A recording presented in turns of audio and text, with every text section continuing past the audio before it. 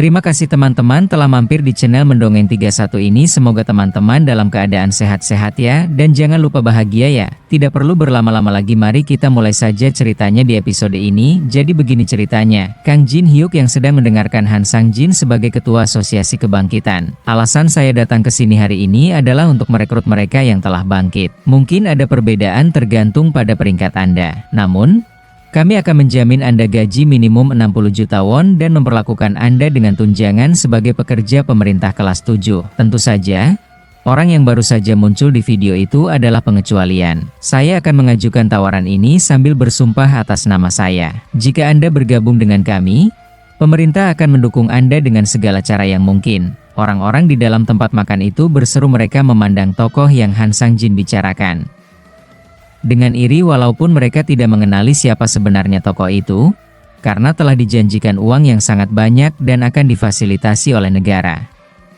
Setelah itu, tokoh utama kita Kang Jin Hyuk berpikir sambil tersenyum. Orang yang baru saja muncul di video itu adalah pengecualian. Jadi tujuan mereka pada akhirnya adalah saya. Mereka memperlakukan saya seperti alat yang sangat hebat. Dengan senyum tipis keluar dari bibir Kang Jin Hyuk. Ia pun tidak peduli apa yang mereka coba tawarkan kepada saya. Saya tidak punya niat untuk bergabung dengan yang lain. Di dunia ini, nilai pada satu individu yang sangat terlatih lebih tinggi daripada 100 individu pada umumnya. Han Sang Jin mengenal keduanya.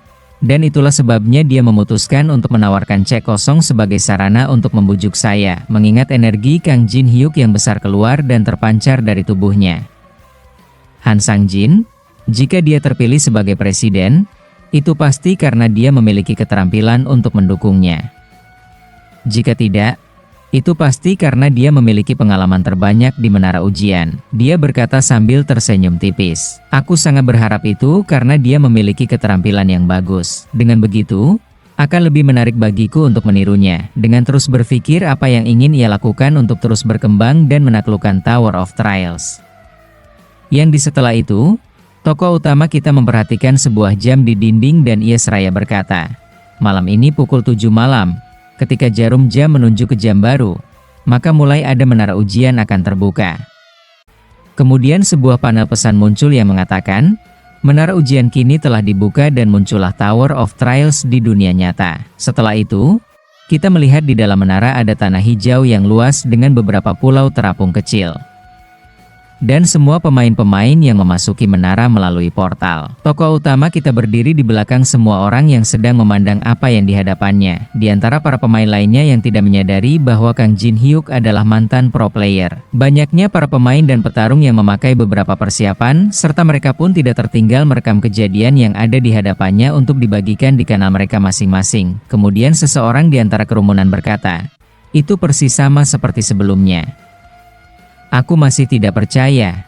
Sialan, tokoh utama kita berpikir dan tersenyum melihat kelakuan dari beberapa pemain yang berada di sekitarnya. Sepertinya mereka semua pemula dalam games Tower of Trial ini. Sebuah panel pesan dari sistem pun muncul yang mengatakan perayaan karena memasuki menara. Terlihatlah sebuah kantong yang berisi penuh dengan koin emas.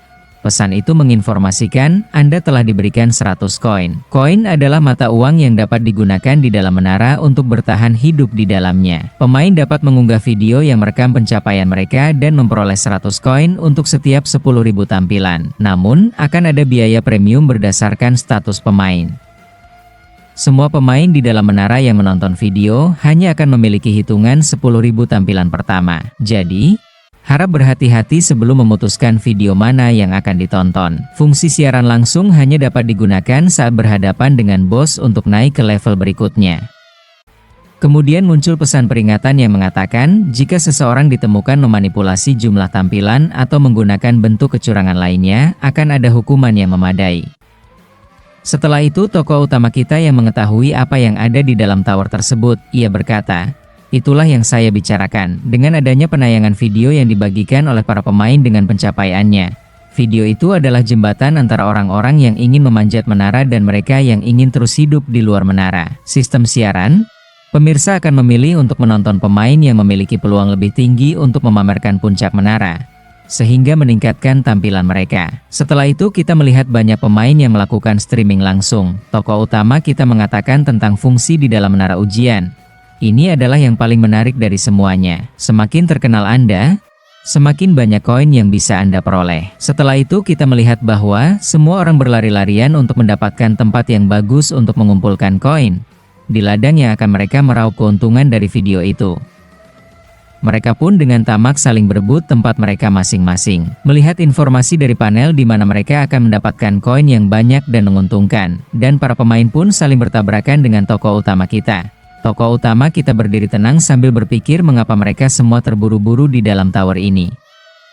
Mereka ingin mencoba menyelesaikannya secepat mungkin dan mencoba menjadi yang terdepan atau menjadi kaya dari hasil apa pencapaiannya yang mereka dapatkan di dalam menara. Mendapatkan koin seharusnya mudah untuk didapatkan melalui video mereka, karena saya tahu segalanya tentang tempat ini. Namun, saya tidak punya niat untuk mengunggah video terlebih dahulu. Daripada mengandalkan video untuk mendapatkan koin, membagikan informasi yang saya ketahui, seluruh orang pun melewati tokoh utama kita dengan sangat tergesa-gesa. Ini akan menjadi kerugian yang lebih besar. Dengan tatapan yang sangat meyakinkan tokoh utama kita pun berujar, saya sudah tahu apa hal pertama yang harus saya lakukan. Sesuatu yang istimewa yang tidak akan dilakukan orang lain terlebih dahulu. Saat kami membersihkan 30 tingkat bawah menara, ada saat di mana kami tidak dapat melanjutkan lebih jauh. Untuk naik ke level berikutnya, kami perlu mencari bagian-bagian tersembunyi di level yang lebih rendah, dengan membuka beberapa kotak yang ada di dalamnya, dan itu berarti menelusuri kembali langkah-langkah kami dari pengalaman kami sebelumnya, dengan obor yang terus menyala menerangi ruangan itu.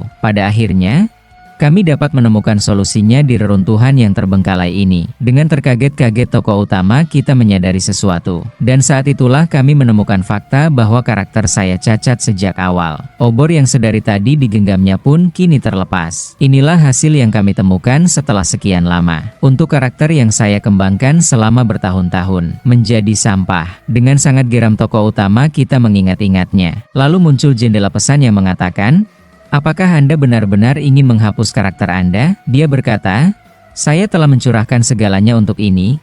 Jadi mengapa ini jawabannya?" Tidak. Bahkan waktu yang saya habiskan untuk menyesali itu sia-sia. Semua harus dimulai dari awal. Lalu dia menekan tombol yang bertuliskannya. Setelah itu kita melihat ikon hapus di bilah kemajuan di atas kepala tokoh utama kita, yang perlahan tapi pasti akan segera menghilang dan terhapus bersih. Dia berkata dengan ekspresi epik di wajahnya, "Lain kali saya akan mencapai puncak." Itulah seberkas ingatan yang ada di kepala tokoh utama kita. Dan kini dia telah melepaskan pikir masa lalu itu yang sudah 6 tahun yang lalu. Dengan tatapan yang tegas dan ia pun kini terdiam berdiri memandangi sebuah pintu besar yang berada di hadapannya. Sebuah pesan muncul yang mengatakan, nama, labirin, jenis, labirin, tingkat kesulitan, B. Menurutnya, landasan untuk mencapai lebih dari 30 lantai adalah membangun fondasi Anda dengan langkah yang pasti. Tokoh utama kita menaiki tangga menuju ke arah pintu tersebut. Kunci untuk mengetahuinya ada di dalam labirin ini. Labirin. Dia berkata dengan wajah muram bahwa, "Aku tidak pernah mengira akan mengalami ini lagi. Bahkan saat itu, meskipun aku membencinya, ada rasa nostalgia di dalamnya." Dia memasukkan kunci dan membuka pintu labirin dan berkata, "Ayo pergi." Dengan sekuat tenaga Kang Jin Hyuk pun membuka pintu yang berornamenkan tengkorak-tengkorak kepala manusia. Di dalam labirin yang begitu luas, serta terdapat beberapa lukisan di dinding-dindingnya. Tidak lama berselang muncullah beberapa kupu-kupu bercahaya yang terbang di sekitar. Dia berkata, "Pemandangan ini dengan melihat lukisan di dinding, bau ini, semuanya sama seperti sebelumnya." Dengan menghirup udara sekitar dalam-dalam mencoba mengingat-ingat kejadian di dalam games tersebut. Kemudian seekor kupu-kupu hinggap di jarinya yang terulur menuju kepada sang kupu-kupu dan dia berkata, "Senang bertemu denganmu, kupu-kupu bercahaya itu." Dengan melirik ke arah di mana datangnya suara orang-orang yang datang. Tapi, setelah itu 4 orang muncul di labirin. Dia berkata, "Siapa kalian?" Kemudian seorang gadis berkata, "Senang bertemu denganmu." Dengan senyum manisnya gadis itu meneruskan perkataannya, "Kami sedang mencari tempat untuk bertani, tetapi memutuskan untuk datang ke sini sebelum labirin ditutup." Kini kita diperlihatkan kejadian 10 menit sebelum masuk tokoh utama kita memasuki ruang labirin itu. Tampaklah seseorang pria berkata sambil melihat ke arah tokoh utama kita, "Aku tahu kita mengikutinya karena mungkin ada sesuatu. Tapi bukankah itu labirin?" Dia pergi ke labirin tepat setelah memasuki menara. Apa yang dia rencanakan? Dia bahkan membuka pintu tanpa kunci. Gadis itu berkata, "Ayo masuk." Pria lain berkata, "Masuklah, meskipun kita tidak tahu seberapa besar atau berbahayanya itu." Gadis itu berkata, Coba pikirkan dengan otakmu itu. Kalian semua harus tahu bahwa bagian awal menara ujian adalah bagian yang paling penting kan? Dia membuka labirin tanpa kunci untuk itu. Dan jika seseorang yang berada di level 1 masuk, itu pasti berarti itu tidak terlalu sulit. Yah, kurasa itu adalah labirin di lantai pertama, gadis lain berkata. Tapi menurutmu, apakah pria itu akan dengan baik hati berbagi barang-barang itu dengan kita? Dia berkata dengan senyum jahat.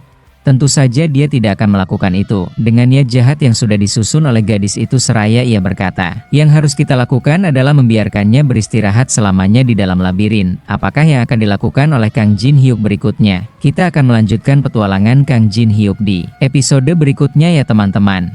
Dan apa yang akan terjadi selanjutnya dalam sistem ini? Terima kasih teman-teman telah menikmati channel ini dan tidak segan-segan untuk selalu mengingatkan untuk memencet tombol like-nya, tombol subscribe-nya, dan aktifkan juga lonceng untuk tidak terlewatkan episode baru dari Mendongeng 31. Terima kasih.